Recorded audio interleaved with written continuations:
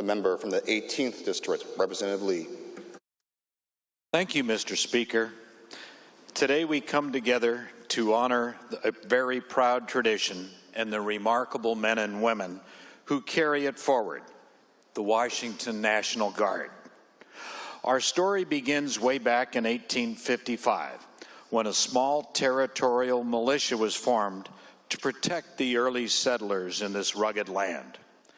From those humble beginnings, the Guard has grown into a vital force, more than 8,000 citizen soldiers and airmen strong, serving both our state and our nation.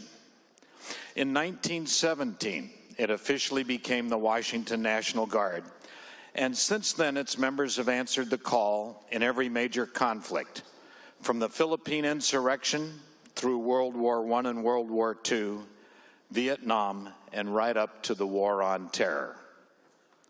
But what truly sets the Guard apart is not just the battles fought from far from home, it's the quiet, determined service right here in our own communities.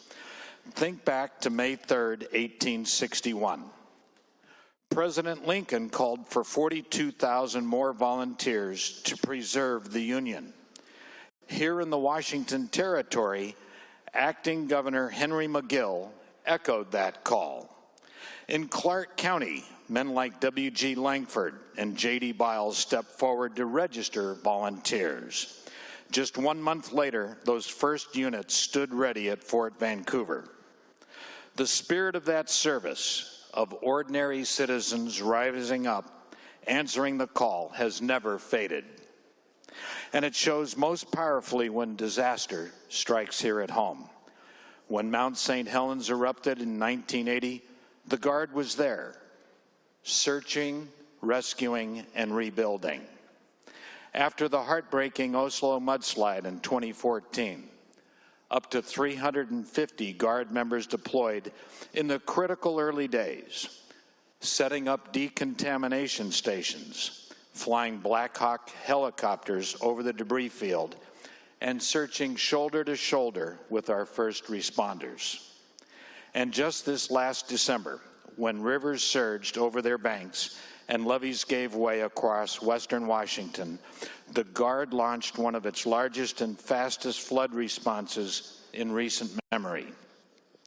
In a matter of days, nearly 300 soldiers and airmen mobilized, rescuing families, evacuating communities, and working around the clock to reinforce levees and protect lives from December 11th to the 18th. Ladies and gentlemen, this is what citizen soldiers do. They leave their civilian jobs, their families, and their everyday lives, and they show up every single time. So today on National Guard Day, I want to say directly to every member of the Washington National Guard and to their families that stand behind them in such an important way, thank you.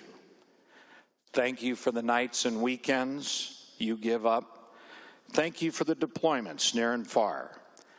Thank you for running towards the danger, whether it's on a battlefield overseas or here at home in our community. You make us proud. You keep us safe. We are deeply, deeply grateful for your service. To the Washington National Guard, past, present, and future, God bless you, and thank you.